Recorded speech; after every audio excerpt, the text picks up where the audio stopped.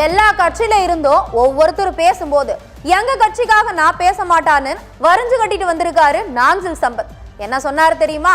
இஸ்லாமியர்களை திமுக தான் பாதுகாக்குங்கிறது ஒரு மூட நம்பிக்கை. பாஜகவுக்கு பயந்துகிட்டு தான் இஸ்லாமிய சிறைவாசிகள் விடுதலைய திமுக செயல்படுத்தாம இருக்கணும். தாவேக பக்கம் ஒதுங்கி இருக்கிற நாஞ்சில் சம்பத் போட்டு தாக்கி இருக்காரு. இந்த நாட்டில் ஒரு மூட நம்பிக்கை இருக்கிறது. இஸ்லாமியர்களுக்கு உத்தரவாதமான கட்சி திமுக, அதுதான் பாதுகாப்பான கட்சி. அதே கோவை சிறைச்சாலையில் தேசிய பாதுகாப்பு சட்டத்தில் கைது செய்யப்பட்டு தனிமை சிறையில் அடைக்கப்பட்டிருந்தோம்.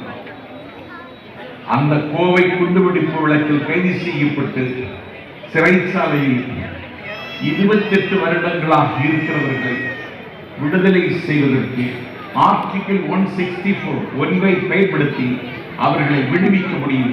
பிஜேபிக்காரர் எதிர்வினை ஆற்றுவான் என்று கருதி பிஜேபிக்கு அஞ்சி எங்கள் இஸ்லாமிய சொந்தங்களை சிறைச்சாலையில் இன்னும் வைத்து சித்திரவதை செய்கிறாய் என்று நான் முதலமைச்சரை பார்த்து குற்றம் சாட்டுகிறேன். இதற்கு பதில் இருக்கிறதா?